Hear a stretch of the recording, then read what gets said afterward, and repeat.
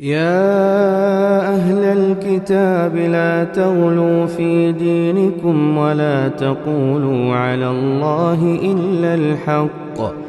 إنما المسيح عيسى ابن مريم رسول الله وكلمته ألقاها إلى مريم وروح منه، فآمنوا بالله ورسله ولا تقولوا ثلاثة، انتهوا خيرا لكم، إنما الله إله واحد سبحانه أن يكون له ولد،